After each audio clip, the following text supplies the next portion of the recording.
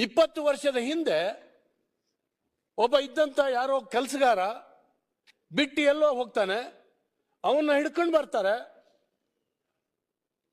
ನಾನು 100 ಹೆಣ ಹೂಳಿದೀನಿ ಅಂತೇಳಿ ಹೇಳಿ ಸ್ಟೇಟ್ಮೆಂಟ್ ಮಾಡಿ, ನಾನು ಹೇಳ್ತೇನೆ ಇವತ್ತು SIT ನಾನು ಹೋಮ್ ಮಿನಿಸ್ಟರ್ ಆಗಿರ್ತಕ್ಕಂಥವನು, ಟೆಕ್ನಿಕಲಿ ನನಗೇನು ಹೆಚ್ಚು ಗೊತ್ತಿಲ್ಲ. ಎಲ್ಲಿಂದ ಶುರು ಮಾಡ್ಬೇಕಾಯ್ತು ಸ್ವಾಮಿ?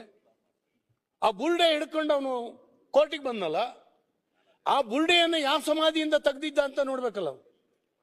ನಮ್ಮಲ್ಲಿ ಒಂದು ಸಮಾಧಿ ಅಗಿಯೋದಷ್ಟು ಸುಲಭ ಅಲ್ಲ, ಬಹಳ ಗೌರವಾನ್ವಿತವಾಗಿ ಹೂಳ್ತಾರೆ. ಪೊಲೀಸರು ಹೂಳಿದ್ರು ಕೂಡ ಅದಕ್ಕೊಂದು ಪಾವಿತ್ರ್ಯತೆ ಇದೆ. ಅದನ್ನು ಕೀಳಬೇಕಾದ್ರೆ ಕೆಲವು ಕಾನೂನಿನ ನಿಬಂಧನೆಗಳಿದ್ದಾವೆ. ಎಲ್ಲಿಂದ ಶುರು ಮಾಡಬೇಕು? ಆ ಬುಲ್ಡೆ ಯಾರ್ದು? ಎಲ್ಲಿ ಹೋಗಿ ಕಿತ್ತ?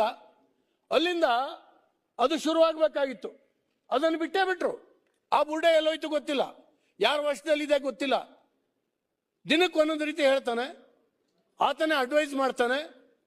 ಅದರ ಜೊತೆಗೆ ಅಡ್ವೊಕೇಟ್ಗಳು, ಒಂದು 25 ಜನ ಅಡ್ವೊಕೇಟ್ಗಳಿದ್ದಾರೆ. ನಿಮ್ಮ STPI ಅವರು ಇವರು ಎಲ್ಲರೂ ಸೇರ್ಕೊಂಡಿದ್ದಾರೆ. ಅಲ್ಲಿರುವಂತ ಅಡ್ವೊಕೇಟ್ಗಳು ಇವತ್ತು ಬಂದಿದ್ದಾರೆ.